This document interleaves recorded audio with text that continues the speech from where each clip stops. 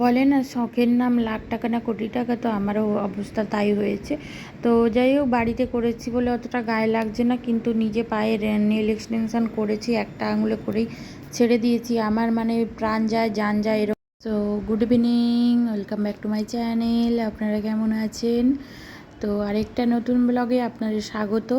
Actually আজকে আমি সন্ধ্যে থেকে ব্লগটা স্টার্ট করলাম।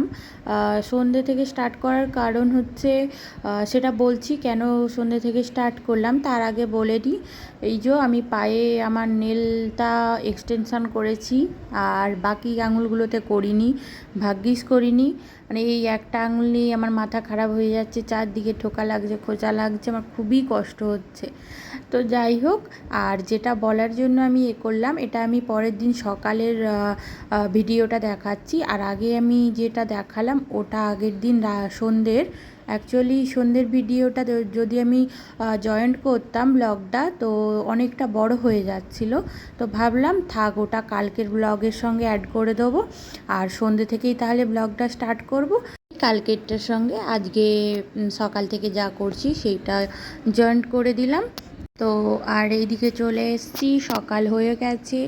তো এখন 9টা মতো বাজে। তো উঠে যা কাজ আমার থাকে, আগে কিচেনে এসে আগে টিফিন বানানো, তারপর আর বাকি যা কাজ থাকে তাই। তো সেই মতো আমি চলেও এসেছি কিচেনে। এসে দেখছি একটা কিছু ঢাকা রয়েছে বাটির মধ্যে। তো ঢাকাটা খুলে দেখছি মটর ভেজানো। আমার অজান্তেই মটরটাকে ভূতে ভেজালো নাকি, আমার বর ভূত ভিজিয়েছে। তো উনি কালকে রাতে পণ্ডিতি করে এটা করেছে, আমাকে কিছু বলেও নি, ভুলে গেছে। এতবেলা আমি ফোন করে যখন জিজ্ঞেস করলাম, আমায় বলছে আমি তো ভুলে গেছি। তো যাই হোক, সেটাই সেদ্ধ করে রেখেছি। আর এদিকে অল্প একটু আলু দিয়ে মশলা দিয়ে ঘুগনি মতো করে ফেলবো। তো এই হয়েছে। আর গতকাল আমি তো বলেইছিলাম আমার কোনো বাজার নেই, তেল, তারপর কোনো বাসন ধোয়ার যে লিকুইড জেলটা, অনেক কিছুই ছিল না। রাতে ওর জন্য বেরিয়েছিলাম, একটু বাজার করেও নিয়ে এসেছি, নাহলে আজকে আর এসব খাওয়া দাওয়া হতো না। এদিকে একটু ঘুগনি করে ফেললাম। তো ঘুগনির সঙ্গে কী খাবো ভাবছিলাম। তো আটা মাখা রয়েছে, গতকাল রাতে রুটি করেছিলাম, সেই আটাটা রয়েছে। কিন্তু আজকে হঠাৎ মনে হলো, বেশ কদিন হলো রুটি খেয়েই যাচ্ছি কন্টিনিউ। তো আজকে ওর জন্য ভাবলাম একটু তাহলে ময়দার লুচি করব কালো জিরে দিয়ে।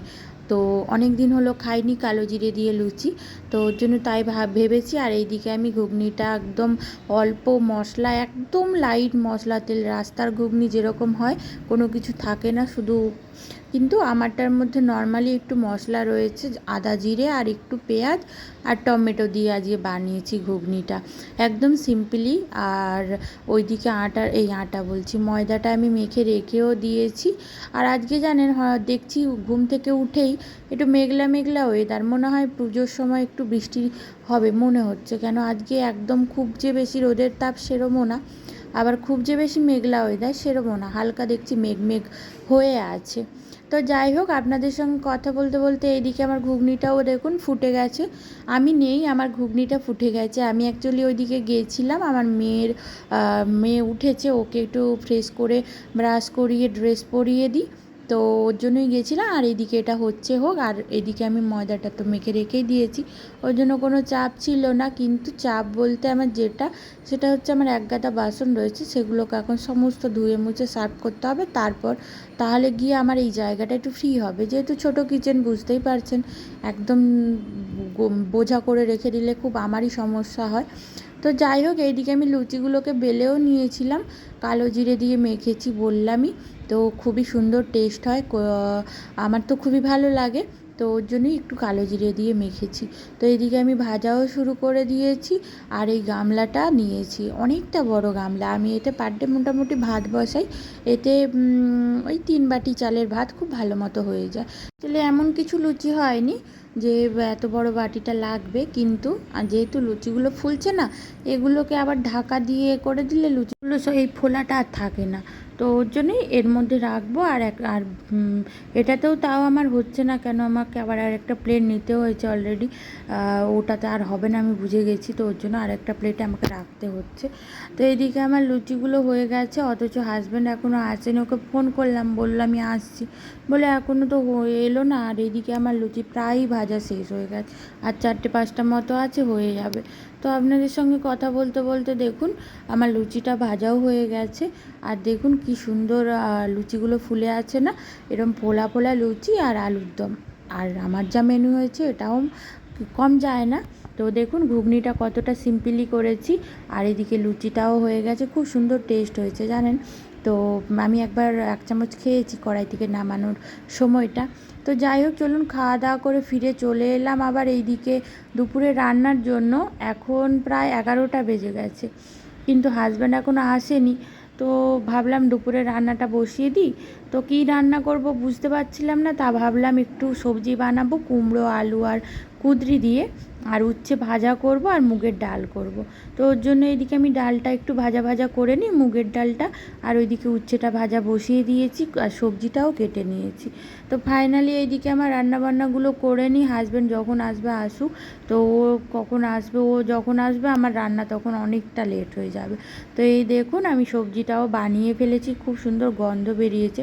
এই সবে হাজব্যান্ড ঢুকলো, আর উচ্ছে ভাজা মুগের ডাল সবটাই রেডি, আর এইদিকে ভাতটা বসিয়ে দিয়ে।